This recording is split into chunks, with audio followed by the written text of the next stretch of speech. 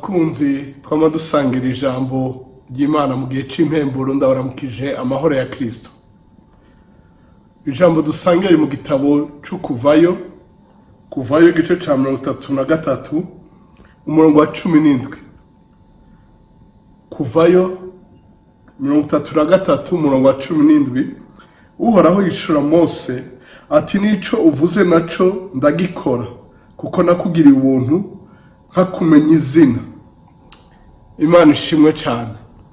Mukundwa uri kuradukurikira namwe mwese mudukurikira muri benshi, nkundira ndakubwiye nti Uhoraho agushitse kuri isezerano ngo nico usavye naco niki naco ndagikora. Umbari wo muri kumuti Uhoraho kwishati nico uvuze naco ndagikora.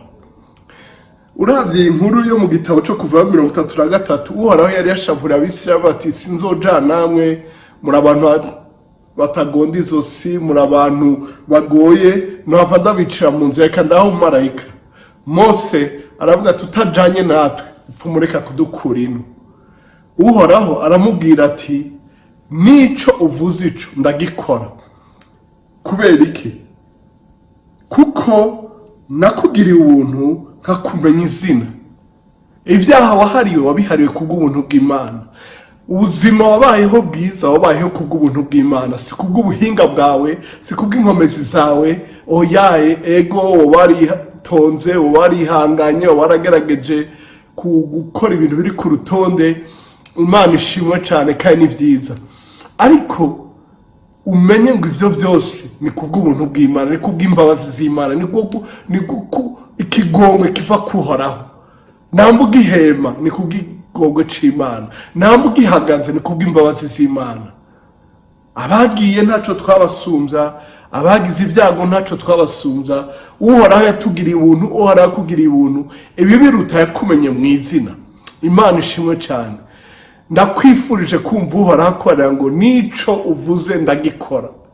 Ndagusengera ngo iri jambo ribe gwawe, ntiribe rya Mose gusa, ntiribe rya ntuze wundi gusa, nawe we ribe gwawe. Nico uvuze ndagikora.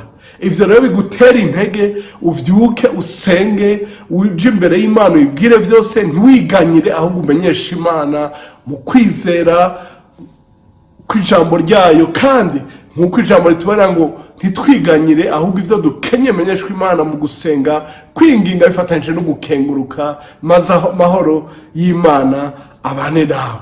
Imana rero iguhezagire, ugire indwi nziza, ugire ukwezi kwiza, ugire ibihe vyiza, ugire umunsi mwiza, ugire ikirere ciza, ugire ikiganza ciza, kuko Uhoraho akwemereye ngo nico uvuze ndagikora.